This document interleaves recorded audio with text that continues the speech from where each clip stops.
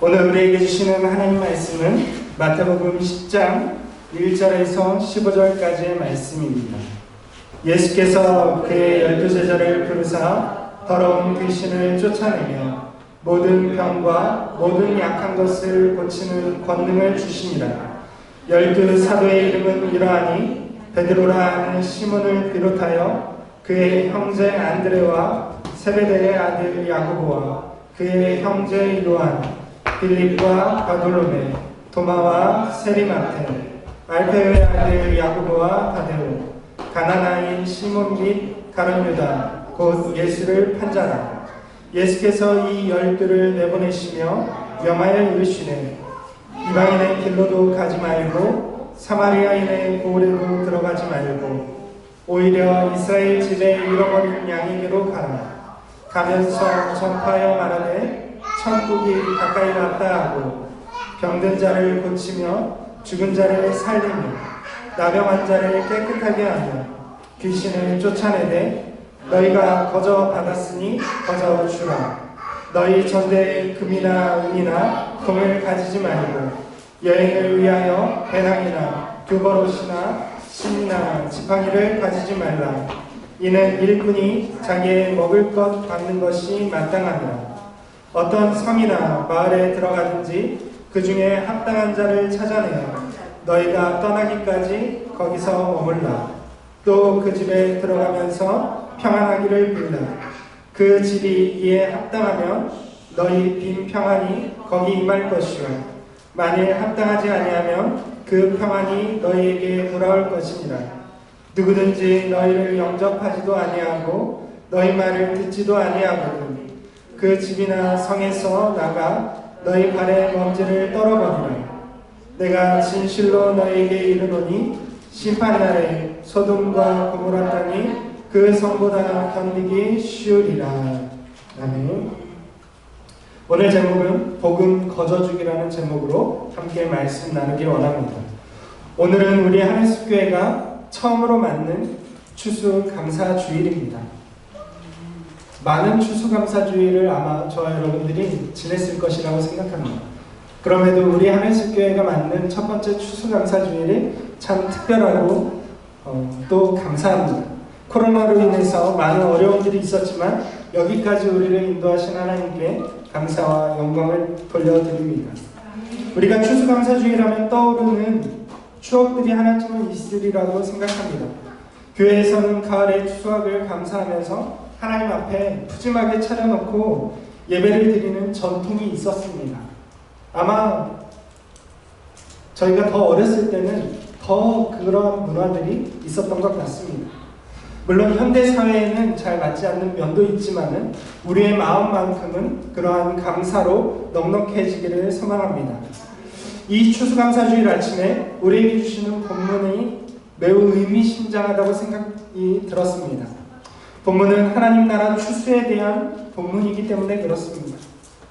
예수님은 자기 자신을 추수의 일꾼에 비유하셨습니다. 그렇습니다. 예수님은 복음이라는 씨앗을 사람들에게 심는 일꾼이셨습니다.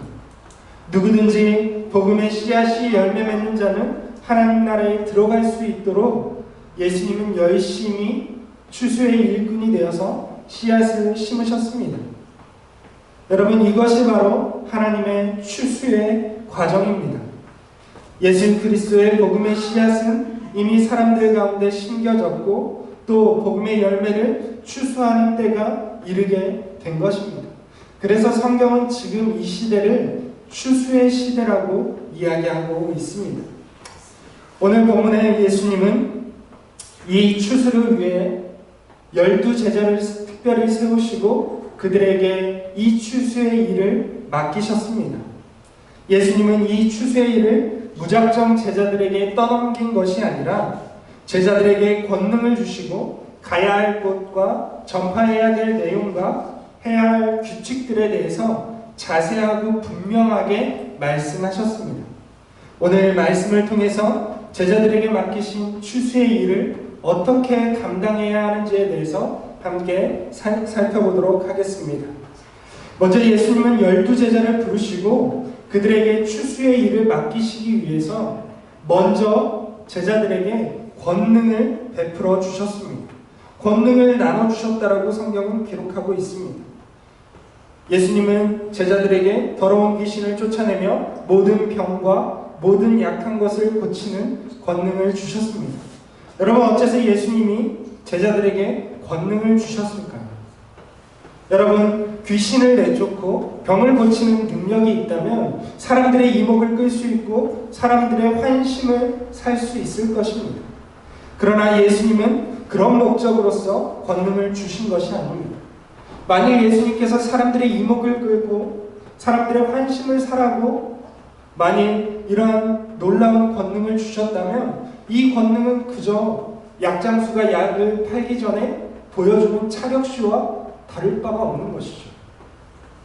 여러분, 예수님께서 제자들에게 주신 권능은 사람들에게 복음을 전하기 앞서 사람들의 이목을 끌고 사람들을 불러 모이기 위해서 그런 능력으로 주신 것이 아닙니다. 여러분, 제자들에게 주신 예수님의 권능은 특별한 목적을 가지고 있는 권능이었습니다. 사실 예수님이 주신 권능은 이사야 선지자가 예언한 메시아의 능력이었습니다. 이사야는 미래에 오게 될 메시아를 알아볼 수 있도록 메시아에 대해서 예언하였습니다. 장차 이 땅에 올 메시아를 사람들이 알아볼 수 있도록 헷갈리지 않도록 예언한 것입니다. 그 예언에 이사야는 특별히 메시아가 가지고 있는 능력에 대해서 예언했습니다. 그것이 우리가 지난주에 살펴본 것처럼 치유의 능력이고 귀신을 쫓아내는 능력입니다. 예수님께서 이러한 놀라운 권능을 베푸신 것은 제자들에게 메시아의 능력을 나눠주신 것입니다. 사람들이 예수님이 누구신지 진정한 메시아인 것을 알 수 있도록 나눠주신 것입니다. 실제로 예수님 시대에는 많은 거짓 메시아들이 있었습니다.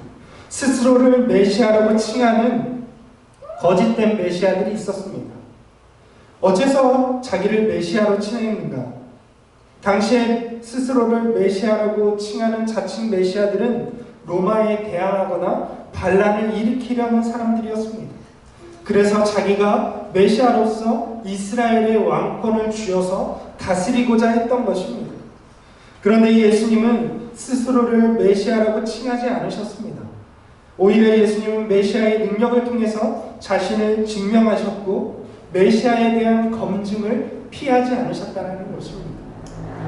여러분, 예수님이 제자들에게 권능을 주신 이유도 바로 그런 이유 때문입니다.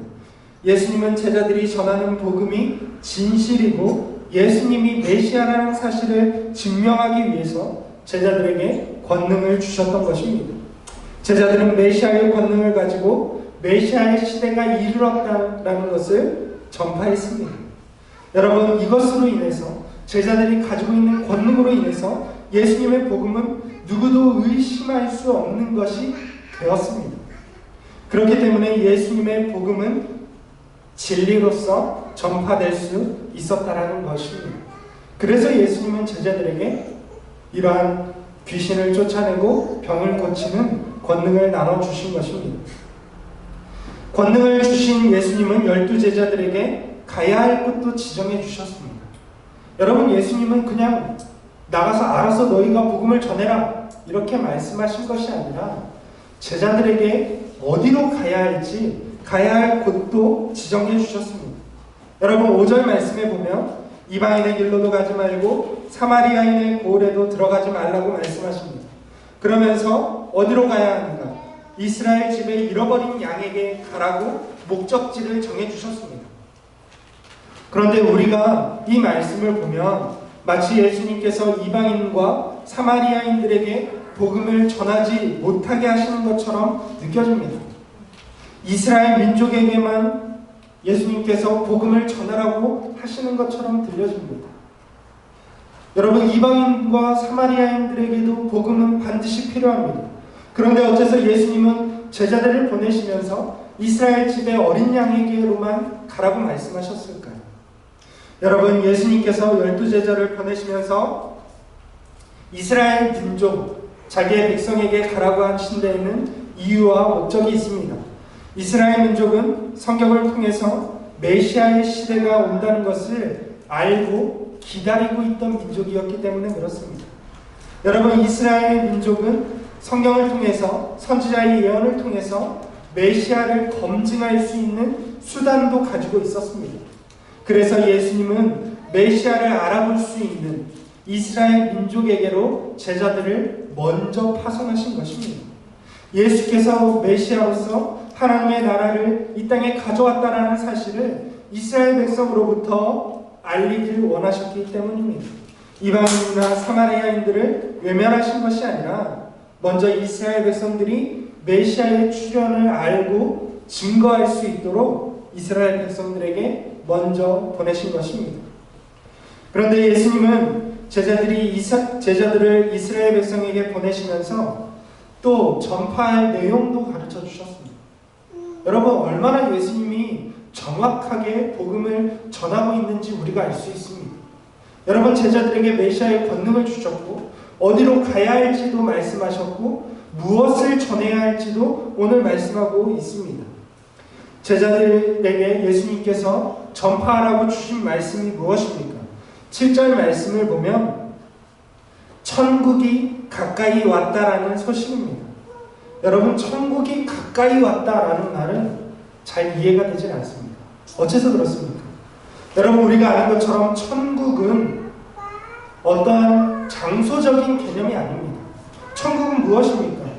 예수님이 왕으로서 통치하시는 통치의 영역이 천국입니다. 예수님께서 이 땅에 오셨기 때문에 천국은 시작되었습니다. 여러분, 이미 예수님께서 이 땅에 오셨고 천국 복음을 전하셨기 때문에 믿는 모든 사람들에게 이미 천국은 시작되었습니다. 그런데 오늘 예수님께서 제자들에게 주신 말씀이 무엇입니까? 너희는 가서 이렇게 전해라. 천국이 가까이 왔다. 여러분, 이미 예수님의 통치와 천국이 시작되었습니다. 그런데 어째서 천국이 이미 왔다라고 하지 않고 가까이 왔다라고 전해야 합니까?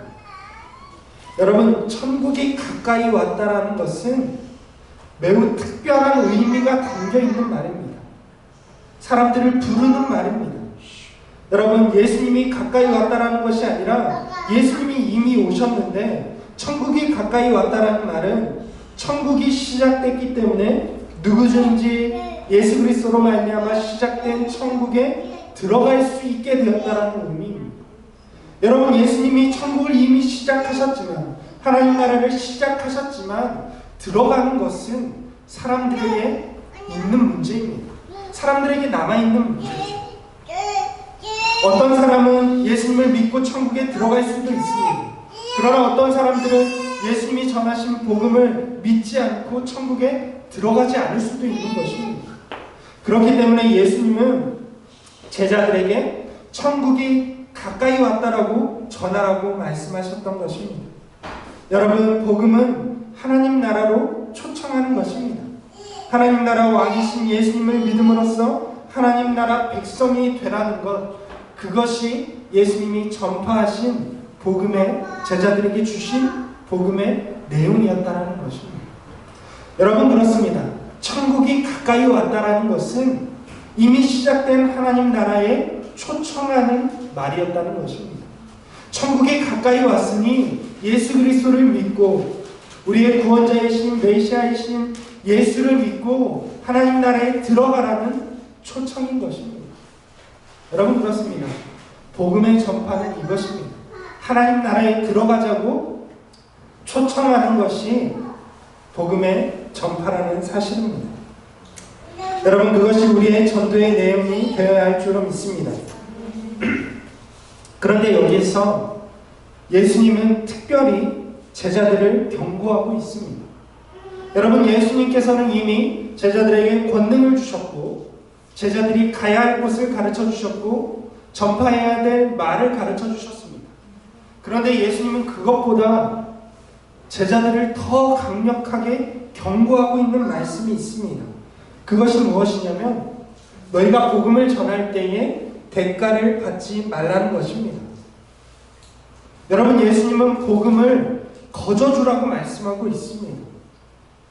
여러분, 제자들이 전하고 있는 이 복음의 가치는 사실 측량할 수 없는 것입니다. 복음을 통해서 하나님 나라에 들어가고 영원한 생명을 얻게 되는 것, 이 가치는 감히 측량할 수 없는 세상의 무엇보다도 귀한 것입니다. 복음과 맞바꿀 수 있는 가치는 이 세상에는 없는 것입니다.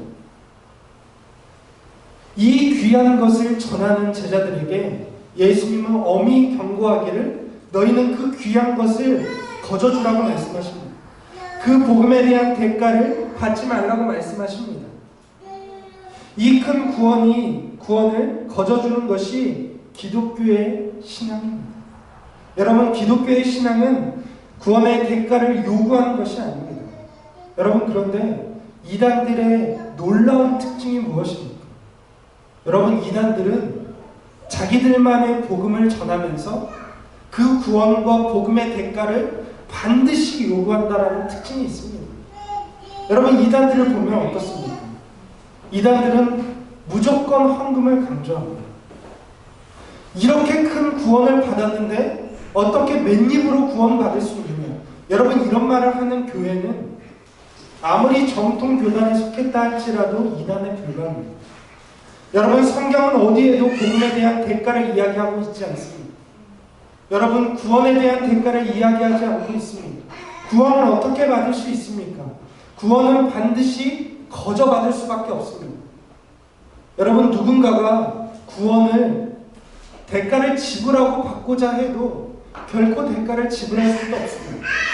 앞서 말씀드린 것처럼 구원은 너무 엄청나서 그것과 상응하는 가치를 가진 것이 이 땅에는 없기 때문에 그렇습니다. 그렇기 때문에 구원은 대가 없이 받는 것이고 거저 주고 받는 것입니다. 예수님은 제자들을 보내시면서 이것을 매우 분명히 말씀하셨습니다. 제자들이 복음을 전하면서 사람들로부터 한몫 챙기지 못하도록 엄히 경고하셨다라는 것입니다. 오늘 말씀에 보면 예수님이 이렇게 말씀하십니다. 너희는 전대에 금이나 은이나 동을 가지지 말라.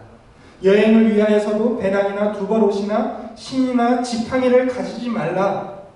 예수님은 어떤 핑계를 대서라도 너희가 그 무엇이든지 복음의 대가로서 이득을 취하지 말라고 하신 것입니다. 돈뿐만 아니라 너희의 여행을 위하여서 필요한 경비조차도 사람들에게 구하지 말라는 것입니다. 복음을 전하면서 아무것도 받지 말라는 것입니다. 여러분, 예수님은 제자들이 핑계댈 수 없도록 이미 엄하게 경고하고 있는 것입니다. 어째서 그렇습니까? 복음은 하나님의 선물이기 때문에 그렇습니다. 하나님은 누구든지 값없이 대가 없이 구원을 얻게 하시는 분이십니다. 그것이 하나님이 주시는 구원입니다. 그렇기 때문에 복음을 전하는 제자들은 반드시 지켜야 되는 원칙이 이것입니다. 대가 없이 복음을 주어야 한다는 것입니다. 여러분, 그런데 10절 말씀을 보면 예수님은 일꾼이 자기 먹을 것 받는 것이 마땅하다고 또 말씀하십니다. 이것은 무엇일까요? 여러분, 예수님은 제자들에게 그 어떠한 물건이나 돈을, 금이나 은이나 동을 취할 수 없도록 말씀하셨습니다.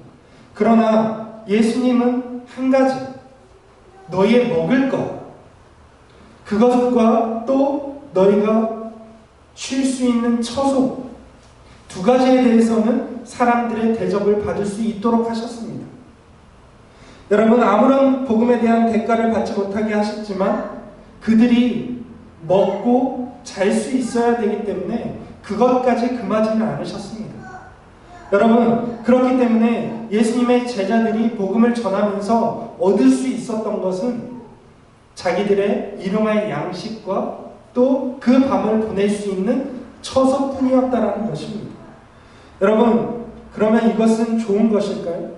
여러분, 공짜로 음식을 얻어먹고 공짜로 다른 사람의 집에서 잠을 잘 수 있다. 여러분, 이것이 이득일까요? 여러분, 저는 사실 이 말씀이 굉장히 잔인하게 들렸습니다. 어째서 그렇습니까? 여러분, 사실 아무도 예수님의 제자들이 복음을 전할 때에 음식을 대접하지 않는다면 어떻게 되겠습니까? 제자들에겐 돈이 없죠. 음식과 맞바꿀 수 있는 물건도 없습니다. 굶어야 되는 것이죠. 예수님이 이것을 이야기하고 있는 것입니다. 아무도 제자들에게 집을 내어주지 않는다면 어떻게 되겠습니까? 잘 곳이 없죠. 노숙을 해야 된다는 것입니다. 여러분, 예수님은 지금 제자들을 보내시면서 맨몸으로 보내고 있습니다. 아무것도 없이 도시락도 싸지 않고 보내고 있다는 것입니다. 여러분, 이유는 하나입니다. 복음은 결코 사고 팔 수 있는 것이 아니기 때문에 그렇습니다. 제자들이 복음의 대가를 받으면 그것은 더 이상 복음이 아니기 때문에 그렇습니다. 그래서 제자들은 아무것도 가지지 않은 채 이스라엘 백성들에게 갔습니다. 의식주가 전혀 해결되지 않은 채 오직 사람들의 자비를 기대하면서 복음을 전파하러 나갔다라는 것입니다. 여러분, 그렇게 제자들이 복음을 전했을 때 복음은 변질되지 않았고 많은 사람들이 하나님 나라에 들어오게 되었다라고 성경은 기록하고 있습니다. 여러분, 복음의 변질이 무엇입니까? 여러분, 예수님의 말씀은 2000년 전이나 지금이나 동일합니다. 우리가 가지고 있는 이 성경의 말씀, 예수님이 우리에게 주신 하나님 나라의 복음은 전혀 변한 것이 없습니다. 그런데 오늘날 사람들은 기독교가 변질되었다라고 이야기합니다. 무엇이 변질되었을까요? 여러분, 우리가 전하는 복음의 내용은 전혀 변질되지 않았습니다. 그런데 복음을 전하는 메신저가 변질되었습니다. 여러분, 예수의 제자들은 복음의 메신저가 되어서 변질되지 않은 복음을 전했습니다. 복음의 대가를 받지 않고 복음을 전했습니다. 그래서 그 복음에 권능이 있었고 능력이 나타났습니다. 그런데 오늘날의 복음은 조금은 변질된 것처럼 보여집니다. 복음으로 호가호위하는 사역자들이나 그들을 추종하는 사람들이 복음을 얼마나 많이 변질시키고 있는지 모릅니다.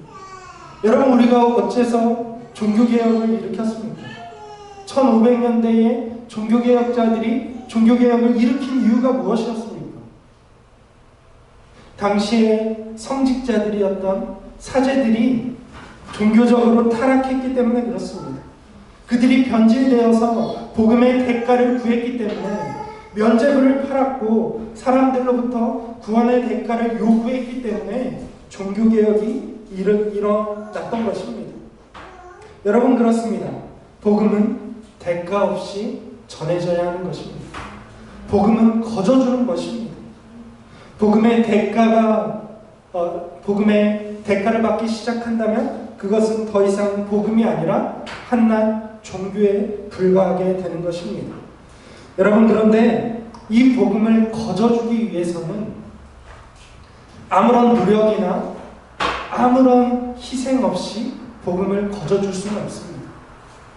여러분, 우리가 복음을 거저준다는 것을 쉽게 생각할 수 있습니다.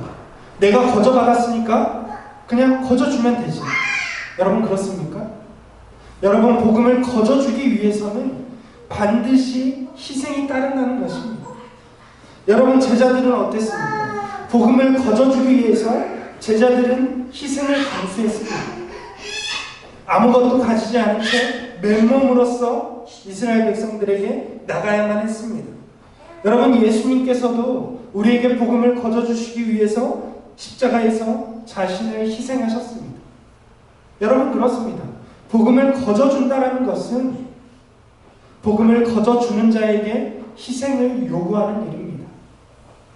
여러분, 우리가 바로 그러한 희생의 복음을 전하는 증거자가 될 수 있기를 주님의 이름으로 축원을 드립니다. 우리가 거저받은 이 복음을 또 누군가에게 거저주기 위해서 내 삶을 드리고 희생하는 제자의 삶을 살아가시기를 주님의 이름으로 축원을 드립니다. 오늘 이 추수감사주일에 하나님 우리에게 이 복음을 맡기신 줄로 믿습니다. 우리가 이 복음을 증거하기 위해서는 우리가 희생을 치러야만 합니다. 우리가 희생할 때에 우리의 것을 드리게 될 때에 그때에 비로소 우리는 복음을 거저줄 수 있게 되는 것입니다. 우리가 아무런 희생 없이 아무런 노력 없이 복음을 거저줄 수 있다라고 생각해서는 안 됩니다. 우리의 삶을 희생해서 누군가에게 복음을 거저 나눠줄 수 있는 예수님의 제자와 같은 저와 여러분들 될 수 있기를 주님의 이름으로 축원을 드립니다.